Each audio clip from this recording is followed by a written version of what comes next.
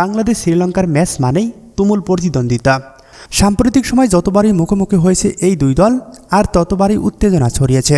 সিলেট আন্তর্জাতিক ক্রিকেট স্টেডিয়ামে অনুষ্ঠিত দ্বিতীয় টি-20 ম্যাচেও দেখা গেল সেই উত্তেজনার বহিঃপ্রকাশ।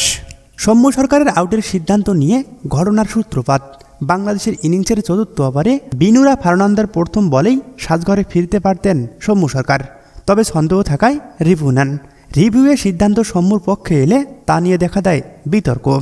ডিআরএস সিস্টেমের আলট্রা এজে স্পাইক দেখা যাওয়ায় সাজঘরের পথে হাঁটা দিচ্ছিলেন সৌম্য, কিন্তু আম্পায়ার শুধু স্পাইক দেখেই সন্তুষ্ট ছিলেন না।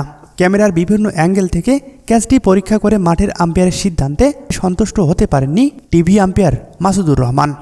ব্যাট ও বলের স্পষ্ট ফাঁক দেখতে পান থার্ড আম্পায়ার। স্পষ্টই দেখা যায় বল চলে যাওয়ার পর আলট্রাইজে স্পাইক দেখা যাচ্ছে, যেটি অবশ্য কোনোভাবেই সম্ভব না। তাই মাঠের সিদ্ধান্ত বদলে নট আউট দেন তিনি, বেঁচে যান সৌম্য সরকার। টিভি আম্পায়ারের সিদ্ধান্তে সন্তুষ্ট হতে পারেননি শ্রীলঙ্কান খেলোয়াড়রাও। এ সময় অবশ্য বেশ কিছুবার খেলাও বন্ধ থাকে। পরে অখুশি মনেই খেলায় ফেরেন লঙ্কানরা। ম্যাচ শেষে এ নিয়ে শুরু হয় তুমুল বিতর্ক। দেশি বিদেশি বিভিন্ন গণমাধ্যমে এ নিয়ে প্রতিবেদন প্রকাশ করছে, যেখানে কেউ বা বাংলাদেশের পক্ষে ছাপাই গাইছেন, কেউ বা শ্রীলঙ্কার পক্ষে।